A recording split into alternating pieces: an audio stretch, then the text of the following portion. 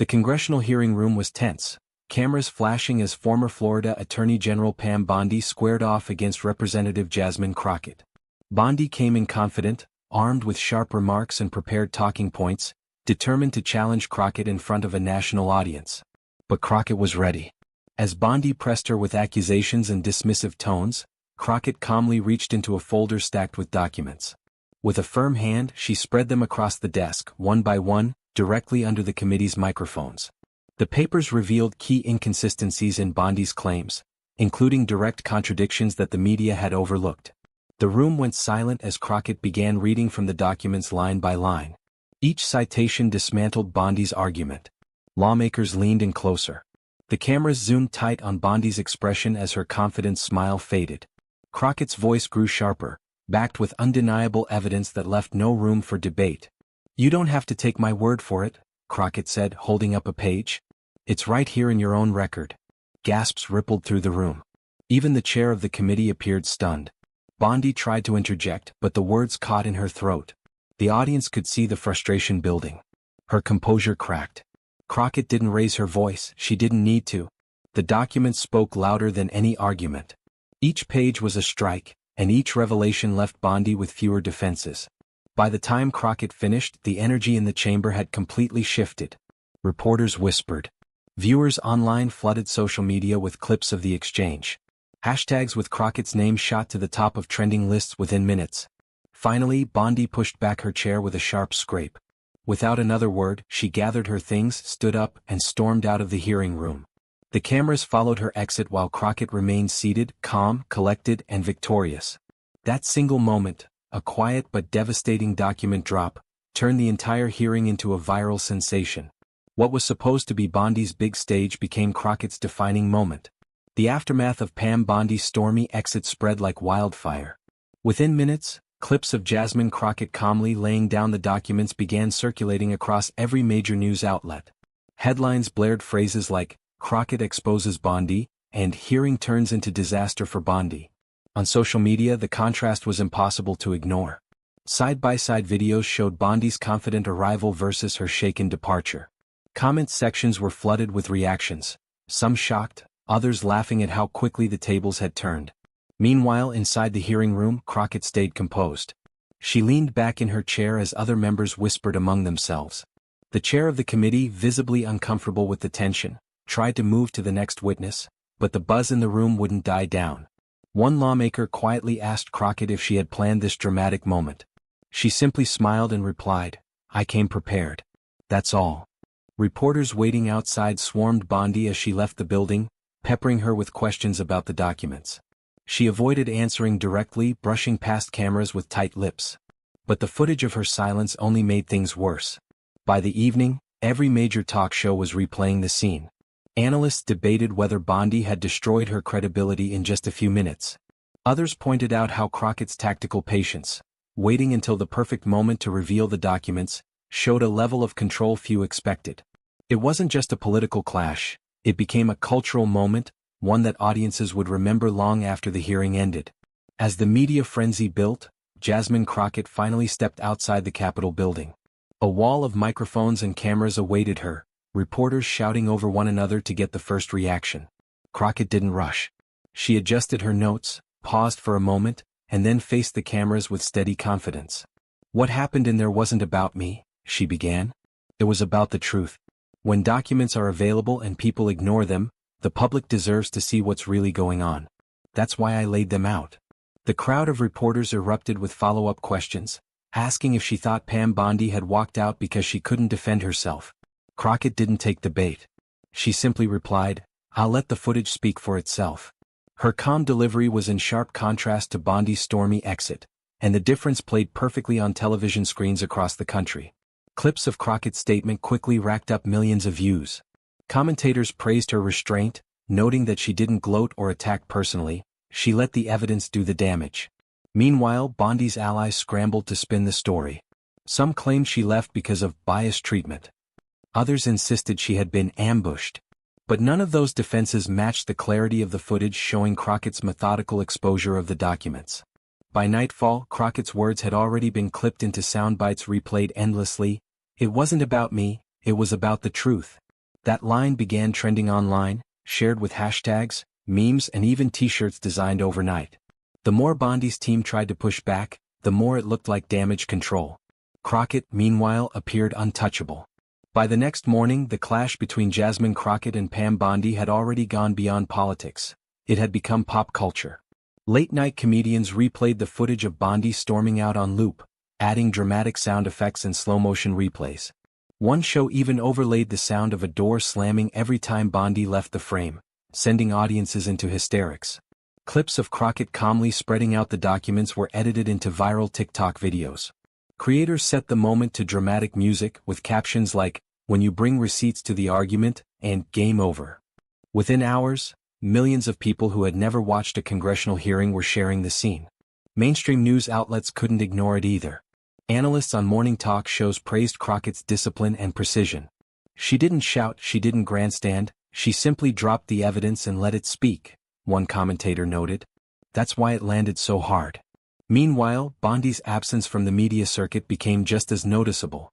While Crockett's interviews dominated the airwaves, Bondi avoided appearances, fueling speculation that she was struggling to recover from the viral fallout.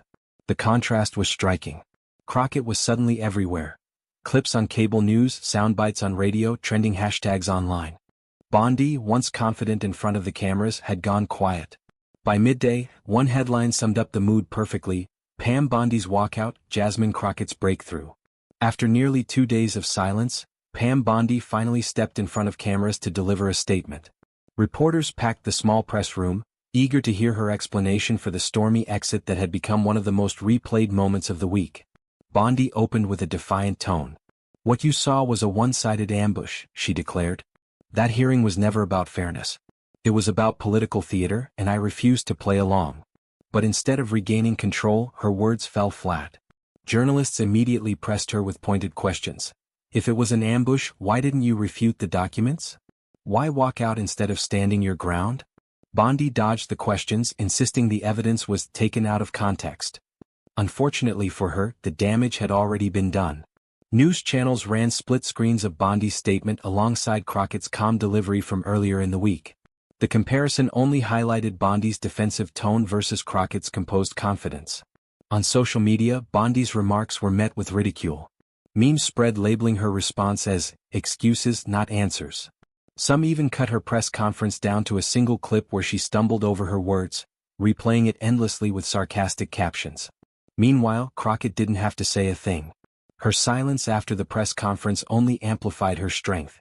Supporters pointed out that she didn't need to chase the cameras came to her. By the evening, headlines were merciless: Bondi breaks silence but not the narrative. That same evening, Jasmine Crockett accepted an invitation to appear on a primetime news program. The interview was billed as her first in-depth response since Bondi's press conference, and anticipation was sky-high. Millions tuned in, eager to see how she would handle the moment. The host opened by replaying the viral clip of Crockett's document drop, followed by Bondi's fiery press conference. Then the camera cut to Crockett, who sat calmly, hands folded, waiting for the first question. "Congresswoman, what do you make of Ms. Bondi's claim that the hearing was nothing more than political theater?" the host asked. Crockett didn't flinch. "Theatrics?" she replied with a small smile. "Theatrics is when you storm out of a room instead of answering questions. What I did was show the American people what was already in black and white. If reading documents out loud is considered theater, then maybe the problem isn't with me." The studio audience broke into laughter and applause. Online, viewers clipped that single line and blasted it across every platform.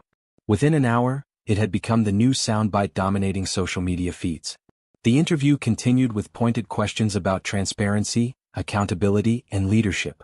Crockett answered each one with a steady balance of seriousness and sharp wit.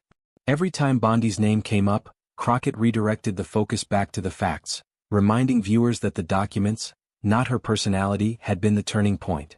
By the end of the segment, the host thanked her, calling the moment one of the most impactful interviews of the year. Viewers agreed. Crockett's poise had not only reinforced her victory from the hearing, but it also elevated her reputation nationally. Meanwhile, Bondi's press conference, which was supposed to reset the narrative, was now overshadowed and forgotten. Jasmine Crockett's primetime interview dominated headlines well into the next morning. Her sharp one-liners and calm delivery were replayed endlessly, while social media crowned her the undisputed winner of the confrontation. But as her influence rose, so did the pushback. Pam Bondi's allies were quick to strike back. A group of commentators sympathetic to her began flooding the airwaves, accusing Crockett of grandstanding and setting traps. One panelist even claimed, this wasn't about the truth, it was about embarrassing Pam Bondi on camera. The problem was that every accusation lacked weight. Whenever critics tried to dismiss Crockett's performance, news outlets countered with clips of the actual documents she read aloud. The facts themselves were undeniable. Behind closed doors, Bondi's supporters reportedly urged her to go on the offensive with a new round of media appearances. But Bondi hesitated. Each time she stepped back into the spotlight, the comparison to Crockett's composure became sharper and more damaging. Meanwhile, Crockett's team remained disciplined. They didn't engage with the noise directly.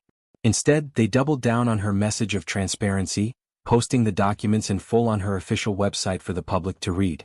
The move was a masterstroke. Not only did it silence claims of misrepresentation, it made her look even more credible. Supporters online rallied behind her with hashtags like "Receipts Don't Lie" and "Truth Over Theatrics." Even celebrities began weighing in, applauding Crockett for standing her ground. The backlash intended to weaken her only gave her more visibility. For Bondi and her camp, the harder they pushed, the more the public saw it as desperation.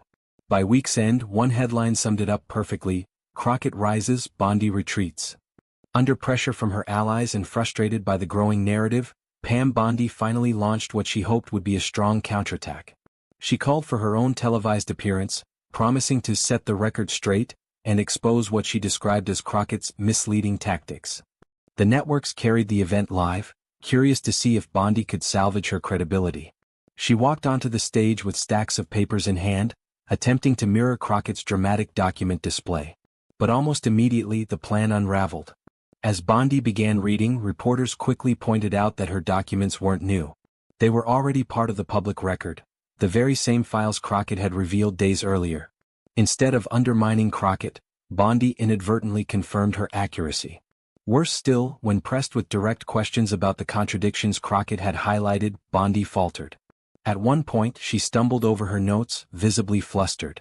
Clips of her fumbling spread instantly online with captions like, "This isn't the clapback you were looking for." Crockett didn't need to respond at all. Her silence spoke volumes. The contrast was undeniable. One woman had walked into Congress fully prepared, while the other now looked like she was scrambling to catch up. Late-night shows mocked Bondi's failed performance, dubbing it the sequel nobody asked for. Even some of her usual supporters admitted privately that the attempt had backfired, calling it a self-inflicted wound. By the end of the night, headlines were brutal: Bondi tries to strike back, only proves Crockett right. Bondi had gambled everything on a comeback moment. Instead, she cemented Crockett's dominance in the public eye. In the days following Bondi's disastrous counterattack, Jasmine Crockett's star only rose higher. What began as a tense congressional exchange had transformed into a national narrative about preparedness, truth, and composure under pressure. Crockett's team seized the opportunity. They released a polished highlight reel of the hearing and her primetime interview, framing the story not as a feud, but as proof of her commitment to transparency. The video went viral within hours, shared by supporters and even some neutral observers who admired the way she had handled the ordeal. Fundraising numbers spiked. Grassroots donors poured in contributions, many leaving comments like, "Finally, someone who comes prepared, and we need more leaders like her." Crockett's campaign offices reported record-breaking engagement, with volunteers signing up in droves. Meanwhile, talk shows began inviting her for longer interviews, not just to revisit the Bondi clash but to discuss her broader vision. She used the spotlight strategically, steering conversations toward policy and leadership while never outright gloating about Bondi's downfall. That restraint only amplified her credibility. Pam Bondi, on the other hand, slipped further into the shadows. Her failed press event had left her isolated, with even close allies hesitant to defend her publicly. The once confident figure was now reduced to short, carefully managed statements, each one drowned out by the louder buzz surrounding Crockett. By the end of the week, political commentators declared Crockett the clear victor. One analyst put it bluntly: Bondi tried to play politics. Crockett played the truth. That's why Crockett won. It was no longer just a viral moment. It was the birth of a political brand, one that positioned Jasmine Crockett as a rising national force. Inside the halls of Congress, the ripple effects of the Crockett-Bondi clash were undeniable. Lawmakers who had once underestimated Jasmine Crockett now saw her in a different light. The viral moment had elevated her from a strong voice on the committee to a national figure whose words carried weight beyond the chamber. Colleagues began approaching her in the corridors, some quietly congratulating her, others asking to collaborate on upcoming legislation. Even members who had kept their distance before were suddenly eager to align themselves with her. The image of Crockett calmly dismantling Bondi with hard evidence had struck a chord, and no one wanted to be on the wrong side of it. Committee meetings shifted as well. When Crockett spoke, the room grew quieter. Her reputation for preparation meant that even her opponents hesitated to challenge her without checking their own facts first. The memory of Bondi's collapse lingered as a warning of what could happen if someone tried to spar with her unprepared. Meanwhile, media coverage painted Crockett as a new power broker inside the House. Headlines called her a rising star, a watchdog with teeth, and the face of accountability. Some outlets even speculated that her influence could reshape upcoming hearings, putting pressure on others to be more thorough, or risk the same public embarrassment. Pam Bondi's name, once a central focus, faded into the background. She had become the cautionary tale, while Crockett emerged as the symbol of precision and control. In just 1 week, the balance of influence inside Congress had shifted. And it was all because of a single, perfectly timed drop of documents. The buzz surrounding Jasmine Crockett was no longer confined to Washington. Across the country, political analysts, talk show hosts, and grassroots organizations began speculating about her future. Her name started appearing in op-eds with headlines like, "Could Crockett be the next national leader?" And "From Congress to the Spotlight, what's next for Jasmine Crockett?" Supporters pointed out her sharpness, her ability to stay calm under pressure, and her knack for using facts to command attention. Political strategists, both allies and rivals, took notice. Some within her own party quietly floated the idea of her taking on bigger leadership roles.